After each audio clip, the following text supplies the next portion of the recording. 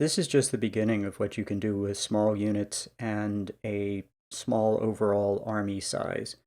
So the last battle went extremely well, and having only about 800 casualties total, I'm going to have less casualties to replace, which means it's going to be a lot cheaper.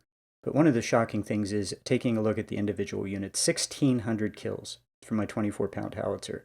My 1855s did really well. 1,500, almost 1,600 kills. I expected that. Next, another 24-pound howitzer, almost 1,500 kills. Those are not a surprise. Expected those three units to do well. 10-pounders did really well, also 1,300. Sniper unit, which is the Sharps, almost 1,200. My 1842s desperately needed experience, and they got experience. And I also wanted my 1842s and Palmettos to take most of the casualties, and they did. The JF Browns did not do a lot of killing, so I think if I were going to just equip units, I'd give them Sharps and send them into battle. And my Cav unit, I don't really care, and I didn't really care about the Cav unit getting experience. 3 more generals, that's really nice. I'm taking a look at the equipment that I received. Some 1842s, that's going to come in handy, but it's not really a whole bunch of them. You get about 10% of what you kill back, so okay. Money is always welcome.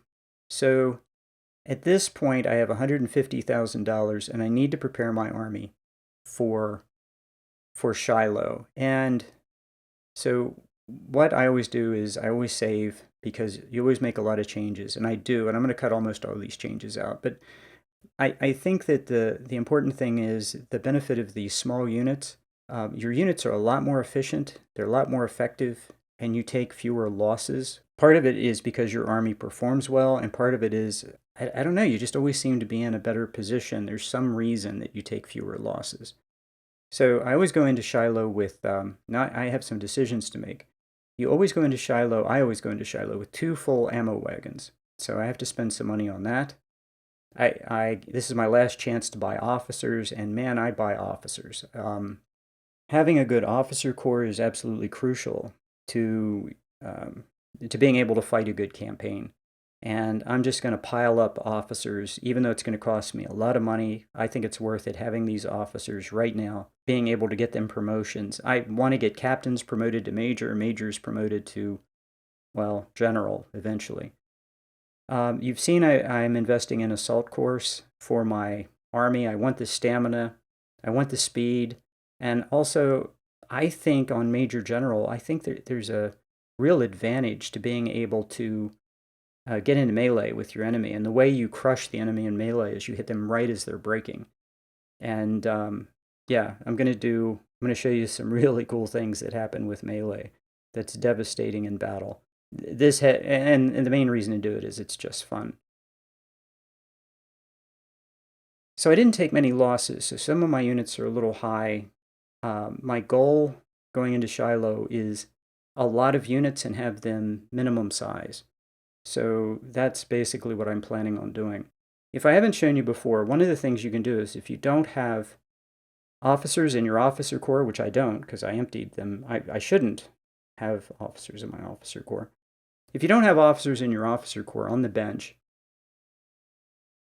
what you can do is you can click on the icon to get an officer in your army organization, and the game will sell you one, even though there's not one to be sold. So that's a way to get more officers than you otherwise might have. So important to know. What I want to do is get as many green units as I possibly can into Shiloh, and I want everyone to get their first star. And yeah, that's pretty much the goal. Get a lot of experience for green units, and then start getting weapons, better weapons, and start working toward Harper's Ferry, getting everyone Harper's Ferries for Antietam. So that's kind of the goal. I was having a conversation with Evans Pappas, and the kill ratio is really important, as it always is. But just as important as the kill ratio is achieving the objectives that you hope to achieve. So my objectives in the last battle were really clear. I wanted to get experience for my snipers, and I wanted to get experience for my snipers so I could get perks for my snipers going into Shiloh, and then later into Antietam. So getting a whole bunch of sniper and skirmisher units with perks, really important. Getting perks, as many perks as possible for my 24-pound howitzers, also absolutely crucial. So my units don't take, they'll take fewer losses if I have 2 perks in my 24-pound howitzers. And that's what I want to do. I want to preserve those units. That was the goal, and I was able to achieve that. I wanted my losses to be taken with my green infantry. So from my point of view, all of the objectives were accomplished. One thing that I was talking with Evans about this is that taking losses is not as important with this strategy as it is with maybe playing on Brigadier General or maybe some other strategies. What's really important is that your units get experience, that you get lots of kills, and that you get perks. If a unit, particularly a low XP unit, yeah, here I'm moving officers around to get, you can do this. You give a slightly better officer, you get maybe just enough to get a little bit of a push, and that little push gives you, on the XP line, gives you your next star, then it's definitely worth it to think about doing that. Anyway, the losses you take are not as crucial as getting XP and getting perks. You're going to have a small army. The more perks you have, the more powerful that army is going to be. And you're going to have, after the earlier part of the game, a lot of money. And so if you can get your weakest troops, like your level 20, your 20 experience or your 20 efficiency infantry to take casualties, replacing those guys is almost free. And you don't have that many men to replace. You're going to take fewer casualties, and getting up to full strength is never going to be that big a jump. So if you have units that are 1250 and you drop down to 800, that's not too painful. If you're at 2500 and you drop down to 1800, that's a whole lot more painful. So the smaller number of casualties you take and the just fewer men you have to replace after a battle, which is what I've noticed playing this way. If the unit has 20 efficiency, then it's really, really inexpensive to get them back up to 1250. And so it doesn't matter. I mean, it just is not a factor. So getting a kill ratio is one thing, but the dollar cost of the replacement is the big thing. And so, yeah, I wish there was some way, okay, you lost this many men, and in veteran status, here's the total dollar cost. That would be one cool way to look at it. But it's more than that. If you can replace all the losses you just had with raw recruits, then and still go up in efficiency, then technically the cost to you is zero. Now, there is the cost of the weapon, but you need half as many weapons playing this way. So weapons are not anywhere near as big a concern playing this way as playing the big army strategy. And what I plan to do going forward is I plan on 4th and 5th Corps being almost entirely ballast.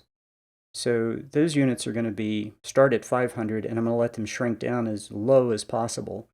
And yeah, it's the cost of those guys should be a one-time cost of buying units of 500 and then just let them bleed down to as small as they bleed down to.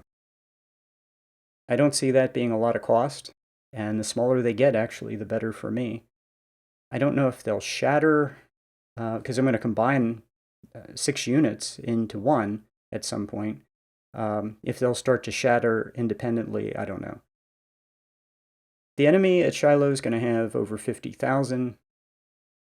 I have about 20,000 total. It's a good battle. This battle really convinces me that small units can survive tough battles against 3-star units. And yeah, I'm looking at what I would normally do here and the cost involved. And I'm not going to do this, by the way. I'm not going to push these units up to 1,500 or 2,000. It's not going to happen. I'm just looking at how much it would cost. And yeah, here, a unit 1,500, okay, doesn't cost that much. But this is money cumulatively, if add all this up, that I'm just not going to spend. And all totaled, it's a lot of money. These are pretty small units. I'm going to create 2 units with whatever farmers I have. Yeah, I'm not gonna do this. I'm just not gonna do this. This is none of this is happening. So I'm gonna create as many free units as I can. I'm gonna buy as few weapons as I have to. But out of my inventory, of course, I'm gonna buy all the 24-pound howitzers, all the sharps, all the JFs. So the money is mostly dedicated to buying weapons, a few veterans, but buying weapons.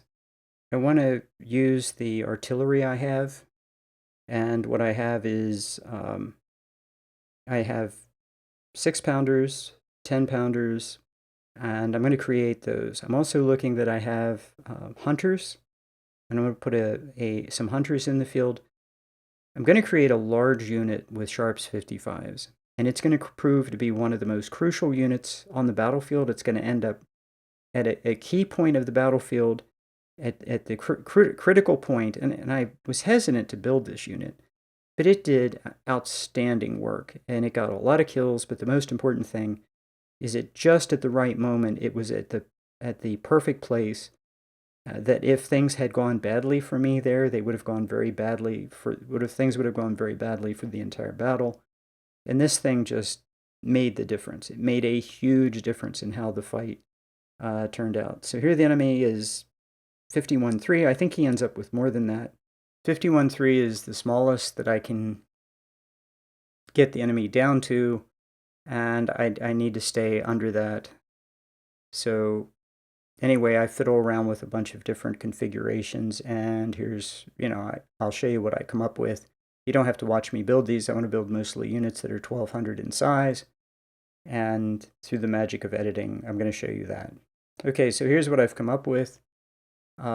These units I added a little bit. You'll notice that I have 1855s and palmettos in my 2-star units, 24-pound howitzers, then begins the 1842s. And I have a couple of 1-stars that are pushed up to 14. In this battle, I push my good units up, and I keep my green units down in size to 1,200. Going into Antietam, I'm going to do it just the opposite. My veterans are going to be smaller. My green units are going to be larger because that's where I'm going to take the casualties, and that's going to be the plan. Here you see some more 1842s, then 2 units of farmers that are a little bigger because I just happen to have farmers and they were free. 2 10-pounder units, that's how many I had. I had 9 guns, 12-pound howitzer, and then 2 batteries of 6-pounders. Put my last perk into Army Organization, and don't have anything in medicine yet, which is the interesting thing. So total number of troops is about 20,000. Actually, it's about 19,000. And we're going to go up against 51 or 52, I think 52 or 53,000 by the end. We're going to be seriously outnumbered on the first day. So I tried to spend all my money to buy weapons. We have 2 full ammo carts of 35,000 each. My commander of 1st Corps has a perk in supply, and this is the one battle where I want that perk in supply. This is also the last battle where the avatar will be the commander of 1st Corps, because we get Ulysses S. Grant, and I get to give Grant 2 better perks than this guy has, and so he'll be demoted. So, but in this battle, I'm happy to have the extra ammo. Next video will be Shiloh.